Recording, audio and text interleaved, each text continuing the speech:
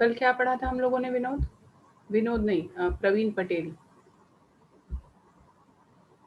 देखिए अब शायद आप लोग को और अच्छे से क्लियर हो सारी चीज़ें। इसके मैंने डायरेक्ट आपका पीडीएफ यहाँ आपको स्क्रीन पे दिख रहा होगा। स्टेट ओनरशिप, कल इस पर हमारा फोकस था, जिस पर कि मैंने आप लोगों को समझाया था कि स्टेट की जितनी भी भूमि है, समस्त भूमियाँ किसकी हैं, जिसमें ये माना जाएगा कि वो सारी ज़मीन स्टेट की होती है, राज्य की होती है ना। यहाँ पर मतलब जैसे कि स्पेसिफिक समस्त भूमियाँ जिसमें रुका हुआ धन, रुका हुआ या बहता पानी, खान, खदान, खनिज, वन, कुछ भी हो, यहाँ यही माना जाएगा कि वह राज्य की संपत्ति है। ठीक है, फिर हमारा सेकंड सेक्शन था, कल के टॉपिक को ही आगे बढ़ाएंगे, भू राजस्व के भुगतान के लिए भूमि का दायित्व। अब ये स्पेसिफिक आपका इसी से रिलेटेड है, जिसमें कि हम ये बोलते हैं कि भाई भूमि के बदले में, भूमि के उपभोग के बदले में हमें क्या करना है, या हमारा क्या दायित्व है। अभी भूमि का दायित्व इसलिए यहाँ पर ये शब्द बोला गया है क्योंकि उस भूमि के उपभोग के बदले में हमें सरकार को, क्योंकि 57 ये क्लियर करता है कि समस्त भूमि सरकार की है, और अगर समस्त भूमि सरकार की है तो यहाँ पर सरकार को हमें उस भूमि के उपभोग के लिए कुछ न कुछ लगान देना है ना। तो ये सेक्शन भी हमारा कल हो चुका था, हम आज ये सेक्शन पढ़ने वाले थे। देखिए कुछ ऐसी ज़मीनें हैं, कुछ ऐसी भूमि हैं जिन्हें की भू राजस्व की देनगी से छूट दी जाती है। मतलब कुछ ऐसी ज़मीन है, जैसे कल मैंने एक डेफिनेशन समझाई थी कि भूमि हीन व्यक्ति, भूमि लैंडलेस पर्सन अगर कोई है तो उसके ऊपर लैंडलेस ही है तो क्या ही वो लगान देगा, है ना। इसी तरह यहाँ पर इस धारा में यह क्लियर कहा गया है कि कुछ भूमियों को सरकार ने भी छूट दी है कि उस पर लगान नहीं होगा। अब देखिए इसमें कौन सी है, अलाभप्रद खाते से अभिप्रेत ऐसा खाता जिसका विस्तार 5 एकड़ से अधिक नहीं हो। अलाभप्रद खाता से मतलब खाता क्या होता है प्रवीण?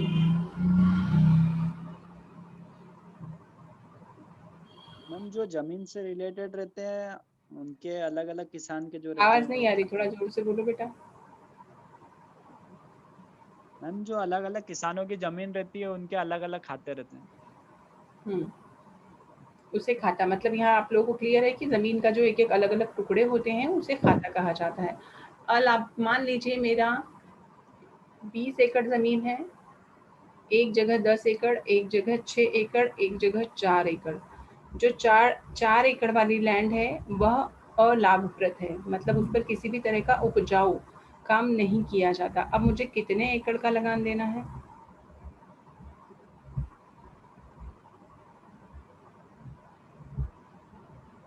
16 एकड़ का, सिंपली, क्योंकि वो जो 4 एकड़ है, यहाँ पर गाइडलाइन क्या दी गई है, 5 एकड़ से अधिक ना हो। 4 एकड़ अगर अलाभप्रद है तो डेफिनेटली मुझे उससे लगान से छूट मिल जाएगी। खाता कुल भूमि जो राज्य के किसी भी व्यक्ति द्वारा धारित हो, इस बात के होते हुए भी कि उसके किसी भाग पर भू राजस्व पृथक रूप से निर्धारित है। ठीक है, तो यहाँ पर भू राजस्व के अंतर्गत कौन सी चीजें आती हैं, जो कम 5 वर्ष से कम कालावधि के पट्टे पर दी गई हैं, प्रीमियम पट्टा धन के या प्रमुक्ति भाटे के रूप में भूमि के लिए राज्य सरकार को देय होगा। अब यहाँ कुल भूमि में से कितना आधारित होना, कितनी नहीं होना, यहाँ पर उन्होंने पूरा एक गाइडलाइन दिया है, जहाँ पर भूमि ऐसे व्यक्ति द्वारा एक या एक से अधिक व्यक्तियों के साथ संयुक्ततः धारित हो, वहाँ भूमि का उतना भाग जितना उसके हिस्से आता हो। ठीक है, 4 भाइयों का 100 एकड़ का जमीन है, एक भाई के हिस्से जितना आता है 25 एकड़, उतने का उसे लगान देना है ना। ऐसे, या फिर चारों मिलकर उस पूरे 100 एकड़ का लगान दें, चारों ज्वाइंटली। तो इस तरह यहाँ पर भूमि के संबंध में लगान निश्चित किया जाना जरूरी है, और उसी लिए यहाँ पर गाइडलाइन दी गई है कि कौन कुछ ऐसी जमीन भी हैं जिसे कि आप लगान से छूट दे सकते हैं। अब जैसे मैंने जो भी एग्जांपल दिया, नीचे ख में आप देखेंगे वही चीज मेंशन की गई है। जहां भूमि किसी व्यक्ति द्वारा एक या अधिक व्यक्तियों के साथ संयुक्ततः धारित हो, वहां इस प्रकार के संयुक्ततः धारित एकल खाते के हिसाब से लगान दिया जाएगा।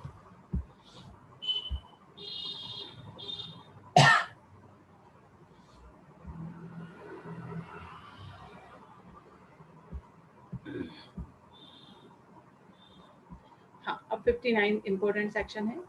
जिस प्रयोजन के लिए भूमि उपयोग में लाई जाती है उसी के अनुसार भू राजस्व में फेरफार किया जा सकता है।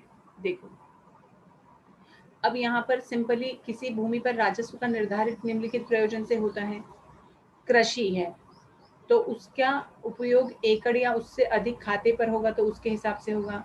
निवास गृह का होगा तो उसके हिसाब से, शैक्षणिक प्रयोजन हो, औद्योगिक प्रयोजन हो, वाणिज्यिक हो, खान हो, खनिज हो, या इससे कोई भी भिन्न हो, तो वहां पर अब जैसे वन की अगर हम बात करें तो वन के लिए क्या एप्लीकेबल होगा, भारतीय वन अधिनियम एप्लीकेबल होगा, है ना। तो इस तरह यहाँ पर जो भूमि का जैसे कि एक एग्जाम्पल से समझना, मैंने कहा मेरे पास 10 एकड़ की जमीन है, बट मुझे अभी तक मैं उस पर खेती करती आई हूँ। एक टाइम के बाद मुझे लगता है कि मुझे उस पर कोई बड़ी सी फैक्ट्री खोलनी है। अभी मैंने उसका डाइवर्शन करवाया है और उसे मैंने कमर्शियल लैंड में कन्वर्ट करवाया है। अभी उसका जो भी उसका मुझे रेंट देना है वो किस हिसाब से होगा, रेवेन्यू देना है, वो रेवेन्यू होगा कमर्शियल लैंड के हिसाब से। क्यों? क्योंकि उसका हमने रिन्यू उसे किया है। ठीक है।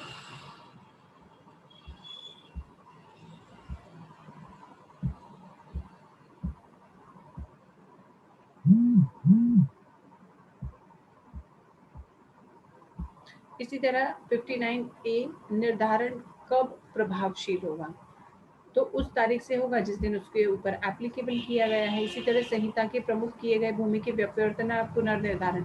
यहाँ पर मेरा आज आपको स्क्रीन शेयर करने के पीछे सेंस ये है कि आप लोगों को पता चले कि इसका हिंदी कितना क्लिष्ट है। मतलब आप लोग शायद थोड़ा सा MPLRC को लाइटली इसलिए ले रहे थे कि आपको ऐसा लगता है कि ठीक है बहुत ईजी हो जाएगा, बट हो नहीं जाएगा। इसका हिंदी आप पढ़ेंगे तो कई बार एक एक वर्ड का मीनिंग निकालना भी मुश्किल होता है कि इसका पर्टिकुलर मीनिंग क्या है ना। तो इसलिए यहाँ पर हिंदी इंग्लिश से कई कई बार ऐसा होता है कि हिंदी से इंग्लिश से ज़्यादा टफ हो जाती है। जैसे CPC हमने पढ़ा था तो सिविल प्रोसीजर के कुछ ऐसे वर्ड्स हैं जो कि थोड़े टफ होते हैं, तो यहाँ आपको समझना ज़रूरी है।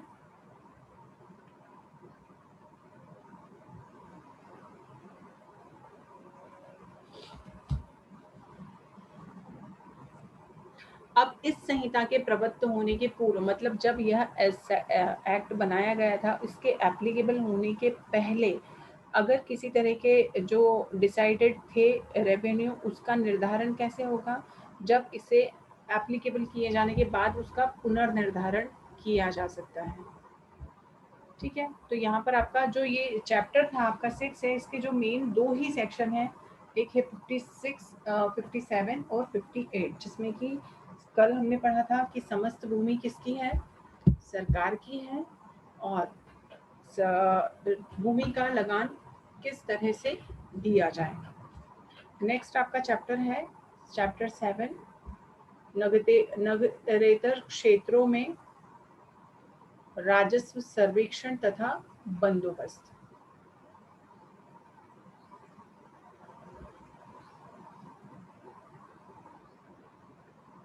देखिए यह किस पर एप्लीकेबल होगा, नगरेतर क्षेत्र पर एप्लीकेबल होगा, और उसमें भूमि क्षेत्रों में भूमियों का लागू होना और उनका निर्धारण करना।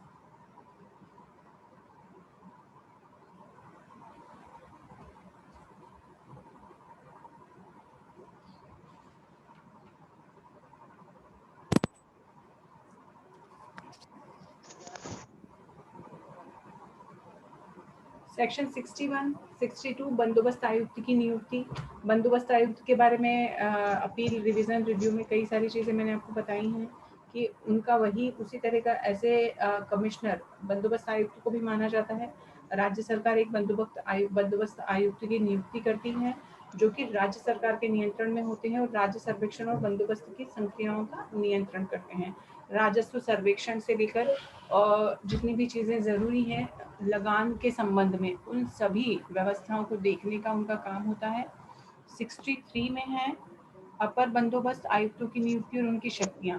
देखिए यहाँ पर राज्य सरकार के पास इसका अथॉरिटी है कि राज्य सरकार आयुक्त की नियुक्ति करे और अपर बंदोबस्त आयुक्त की नियुक्ति करे, जो कि जिनके की कई सारी अथॉरिटी जिन्हें दी गई है। राज्य सरकार बंदोबस्त आयुक्त को निर्देशित कर सकता है और इस तरह की शक्तियां जो कि इस एक्ट में दी गई हैं उनका उन्हें उसके अकॉर्डिंग काम करना होता है। और ये है माना जाएगा इस संहिता के अंतर्गत कि जो भी कार्य उन्हें दिया गया है उसके लिए, एक हमने पढ़ा था ना कि क्या कोई सर्वेक्षण में किसी अधिकारी को कोई व्यक्ति जो कि उसका ऑनर है मना कर सकता है कि नहीं हम आप एंटर नहीं होंगे। भूमि पर प्रवेश का अधिकार आप लोगों को पढ़ाया था अगर याद हो तो, क्योंकि यहाँ पर यह एक्ट उन्हें इस तरह की शक्तियाँ देता है कि बंदोबस्त अधिकारी या उनके जो भी अथॉरिटीज हैं वह किसी भी तरह के सर्वेक्षण के लिए उनका ये दायित्व भी है और उनके पास ये पावर भी है, क्योंकि यह एक्ट उन्हें इस तरह की शक्तियाँ देता है तो इस तरह के काम उन्हें किए जाने हैं।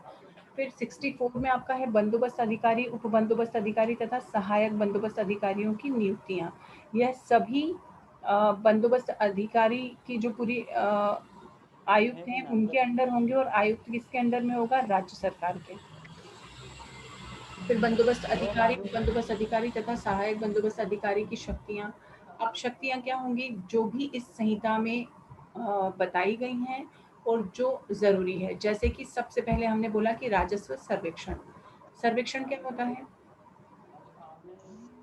क्यों विनोद?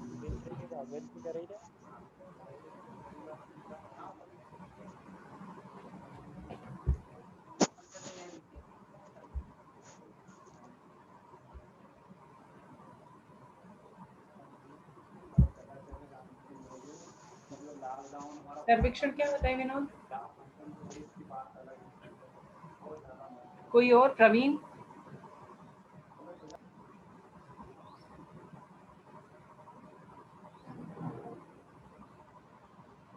अरे आदित्य?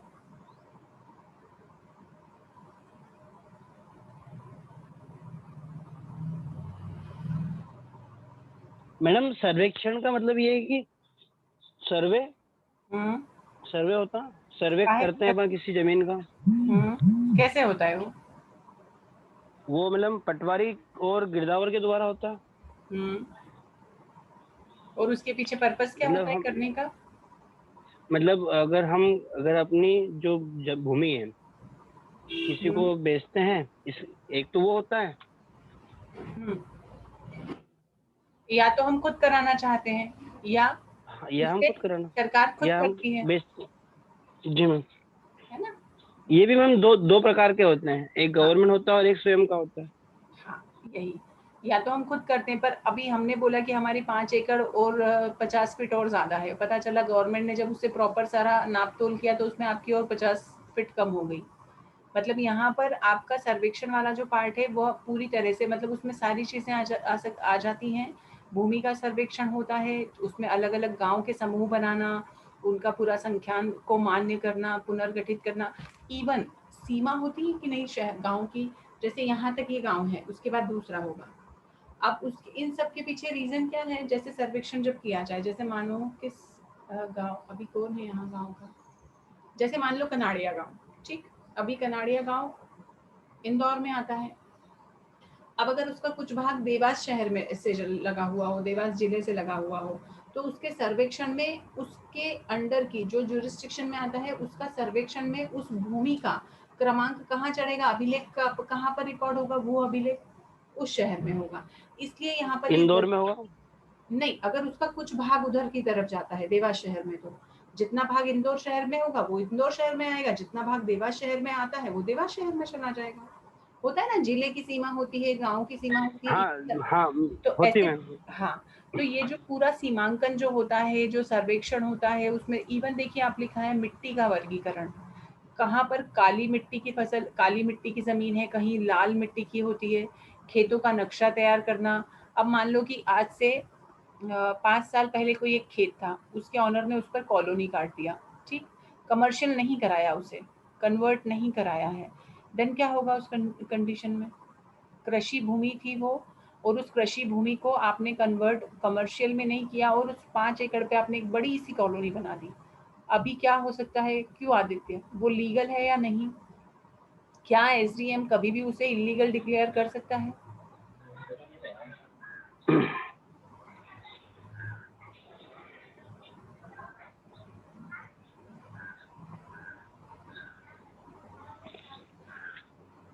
आवाज नहीं आ रही मुझे किसी की। जी सर्च मैम। करना है। हाँ, क्योंकि क्या होता है, आप जब जिस जिस तरह का लैंड है, क्योंकि क्या है, आपके हर एक चीज का यहाँ रिकॉर्ड करते हैं, बंदोबस्त अधिकारी हर एक चीज को रिकॉर्ड करते हैं।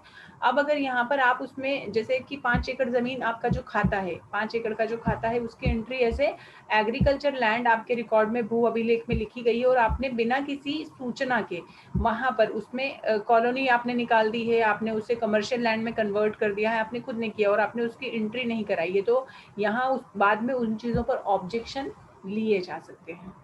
ठीक है जी मैम, और वो फिर उनको वो भी कर सकते हैं ना मैम, खंडर भी कर सकते हैं, तोड़वा भी सकते हैं।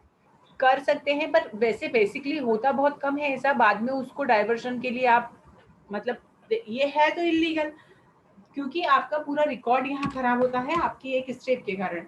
मान लो 5 एकड़ की जमीन है, अभी उसका रिकॉर्ड में है, भू अभिलेख में चढ़ा है कृषि भूमि, आपने कृषि भूमि में ही बढ़िया या तो कोई गार्डन बना दिया है, गार्डन में भी हमने पढ़ा है कि उद्यान भी कृषि भूमि में आते हैं, वो वाला गार्डन नहीं, पता चला मैरिज गार्डन बना दिया, तो अभी वो तो कन्वर्ट करवाना जरूरी है।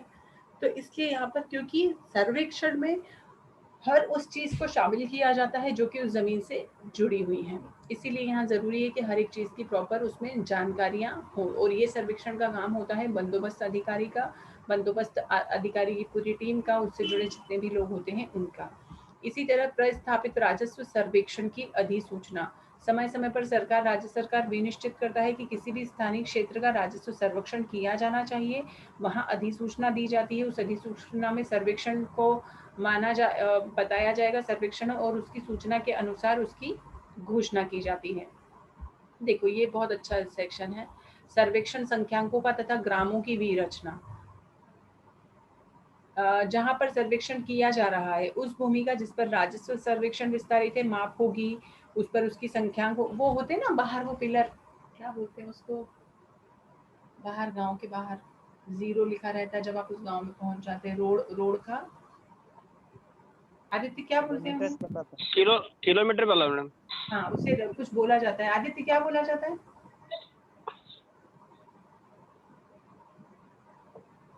मैम किसको, मैम मेरा कनेक्शन कट गया था, मैं अरे रोड जुड़ा हूँ पे उस पे। किलोमीटर जिन पर लिखा रहता है, मैम माइलस्टोन। माइलस्टोन, ओके, मैं भूल गई थी माइलस्टोन। अब माइलस्टोन में जैसे कि ग्रामों का, अब पूरा का पूरा भूमि का जिस पर राजस्व सर्वेक्षण किया जा रहा है, माप किया जाएगा, उनका सर्वेक्षण किया जाएगा, उन्हें चिन्हित किया जाएगा, है ना, ये चिन्ह भी तो होते हैं कि यहाँ से ये ग्राम स्टार्ट हुआ है, आपका स्वागत है। फिर ऐसी भूमियों को सर्वेक्षण संख्यांकों में विभाजित किया जाएगा और उनका संख्यांक डाला जाएगा। जैसे कि एक दूसरे एग्जाम्पल से समझना कि भाई देवास जिले में कितने गांव हैं, या इंदौर शहर में कितने, इंदौर शहर से कितने ग्राम लगे हुए हैं। मैंने पहले भी एक दिन कहा था, जैसे ग्राम भिचोली पहले जैसे मानवता नगर पहले किसका हिस्सा था? ग्राम भिचोली में आता था, पंचायत में आता था, बट उसको फिर इंदौर ने अपने अंडर में लिया, तो अभी वो छूट गया। तो इसी तरह कई सारे गांवों का विभाजन, उनकी एंट्री प्रॉपर होती है, मतलब थानों से आप समझिए कि जैसे थाने अलॉटेड होते हैं, तो थाना, एक थाने के अंदर, आवाज आ रही है सभी को? Yes ma'am. कितने ग्राम जुड़े हुए हैं। अब देखिए ये सारा प्रोसेस, जैसे मैंने कहा कि एक पुलिस थाना है, उस पुलिस थाने में 150 ग्राम लगे हुए हैं, 150 गांव में अगर कोई घटना होगी तो वह सारे के सारे उस पर्टिकुलर एक थाने में आएंगे।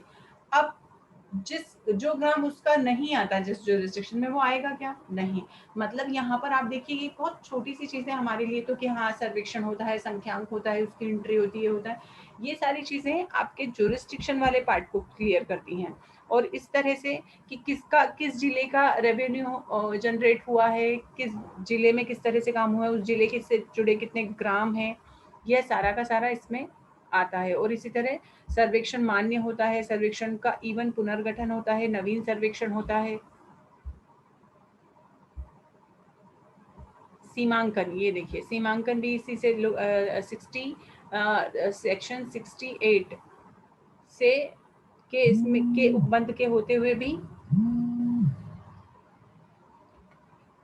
जब कृषि भूमि पर कोई प्रभाव धारा 172 के उपबंधों के अधीन किसी कृषि भूमि से भिन्न प्रयोजन के लिए विवर्तित किया जाता है, तब यहाँ 237 के अधीन विशेष रूप से समुनिर्देशित है कि भूमि का किसी भी भाग का कोई निर्धारण 59 की उपधारा 2 के अधीन परिवर्तित किया जाता है तो बंदोबस्त अधिकारी ऐसे प्रभाग को पृथक सर्वेक्षण या संख्यांक सर्वेक्षण में संख्यांक के उपखंड के रूप में गठित करेगा। ठीक है, तो यहाँ पर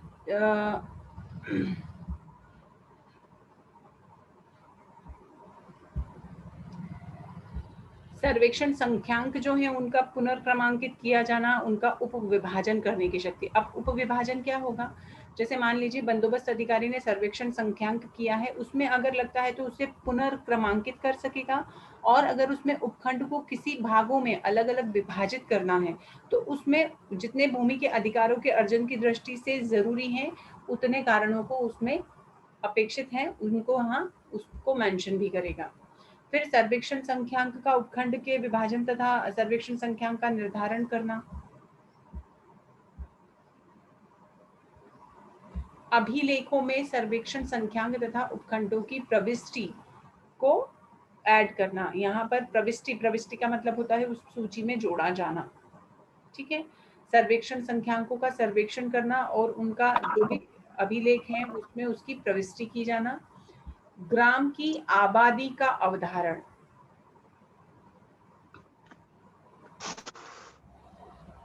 अब यहाँ पर ग्राम की आबादी को क्या समझा जाएगा, बंदोबस्त। मतलब देखो आपकी हमें लगता है कि हमारे गांव से जुड़ी कोई चीजें नहीं है, आप देखो कितने सारे लोग उसमें अलग अलग लेवल पर इतने तरीके की चीजें होती हैं। ग्राम की आबादी का उदाहरण कैसे होता है, बंदोबस्त अधिकारी प्रत्येक बसे हुए ग्राम के मामले में भूमियों में से अधिकारियों का सम्यक ध्यान रखते हुए निवासियों के निवास के लिए या उसके आनुषंगिक प्रयोजन के लिए आरक्षित किए जाने वाले क्षेत्र में अभिनिश्चित तथा अवधारित और ऐसे क्षेत्रों को ग्राम की आबादी समझा जाएगा। मतलब जहां पर जो चीजें स्पेसिफिक मेंशन है, अभिनिश्चित की जा चुकी हैं, जैसे मैंने कहा कि एरिया डिसाइडेड है, यह एरिया पर्टिकुलर इस ग्राम का हिस्सा है। अभी मैंने एग्जांपल दिया कि मानवता नगर कुछ सालों पहले बिचौली ग्राम का हिस्सा हुआ करता था, उसके बाद ऑटोमेटिकली यहाँ पर ऑटोमेटिकली नहीं मीन्स यहाँ पर उससे फिर इंदौर म्यूनिसिपैलिटी में जब वो शामिल हुआ तो अब उसकी एंट्री उधर से खत्म हो गई और किस में ऐड हो गई, इधर हो गई। मतलब यहाँ पर क्योंकि अब क्या किया, ऊपर अभी आपने पढ़ा था पुनर्नामांकन करना। ठीक है, फिर ग्राम की आबादी की अवधारणा हुआ, ग्रामों को विभाजित या संयोजित करने या उनसे किसी भी क्षेत्र को अपरिवर्तित करने की बंदोबस्त अधिकारी की शक्ति। क्या हो सकता है, एक ग्राम को 2 या 2 से अधिक ग्राम गठित करने के प्रयोजन से विभाजित कर सकेगा, या 2 या 2 से अधिक ग्रामों को एक ग्राम में गठित करने के प्रयोजन से सम्मिलित कर सकेगा, या किसी ग्राम की सीमाओं को उनके किसी ऐसे ग्राम के जो उनके समीप हो किसी क्षेत्र को सम्मिलित करके अथवा उनमें समाविष्ट किसी क्षेत्र में को उनमें से अपवर्जित करके परिवर्तित कर सकेगा। क्या ये पॉसिबल है, ऐसा होता है क्या? क्यों विनोद, किसकी शक्ति है ये सब करने की? जी मैम, आप लोग स्क्रीन पढ़ भी रहे हो या नहीं? ये सिर्फ मैंने आपके कंफर्ट पढ़ रहे ना मैडम? पढ़ रहे हैं ना? नहीं कर, हाँ जी। कोई ले रही, कोई किसका मंदिर खुला है, प्लीज बंद करिए।